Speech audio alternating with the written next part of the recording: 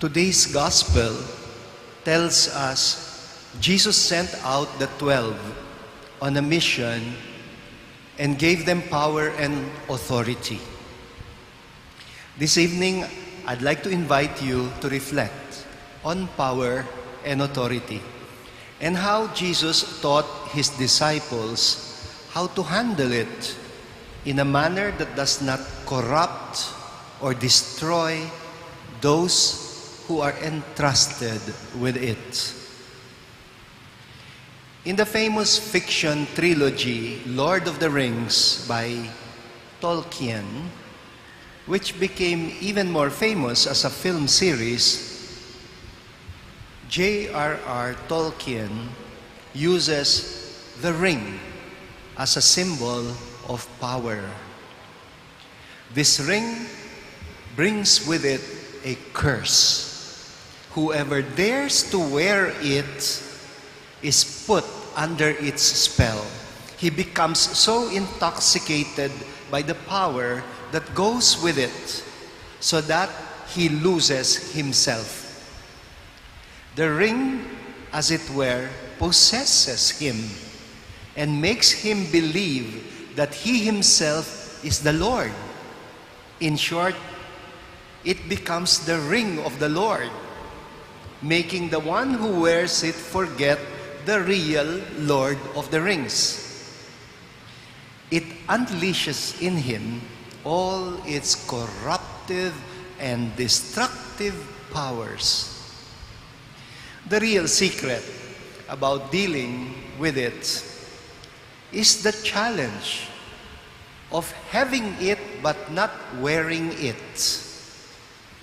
Among all the characters in the Lord of the Rings who lay hands on the ring, only one gentle hobbit named Frodo has the purity of heart that gave him the strength of character to resist the temptation to wear the ring.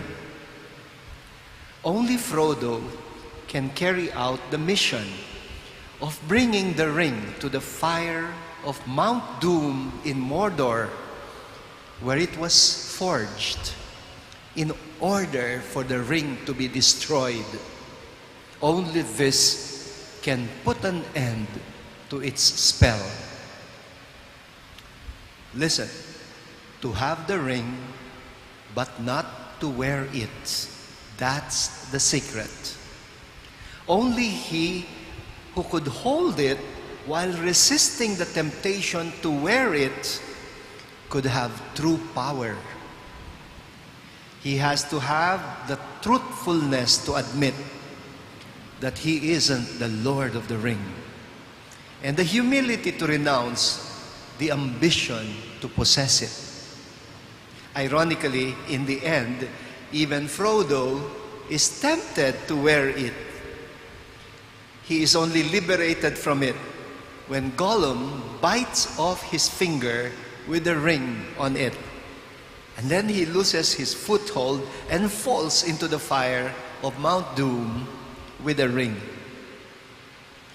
In today's gospel, even as Jesus entrusts the power of the kingdom, he cautions his disciples at the same time about what it takes to be able to handle this power well.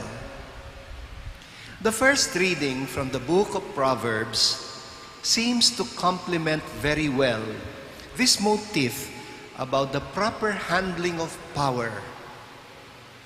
The one who has been entrusted with the Word of God seems to be aware of the power that goes with it.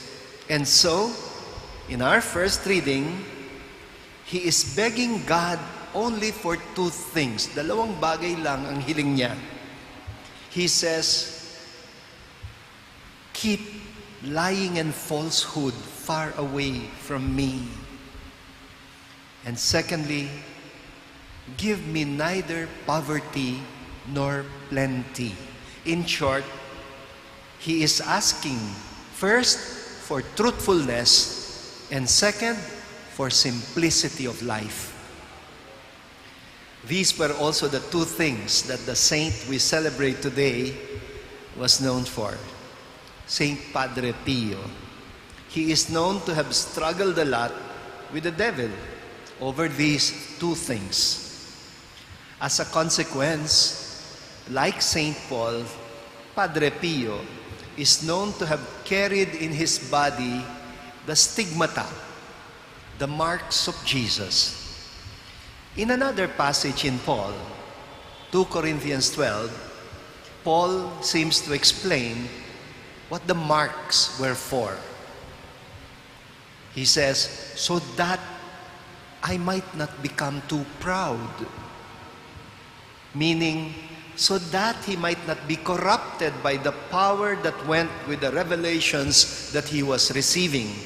A thorn in the flesh was given to me, he said, to beat me and to keep me from being too proud.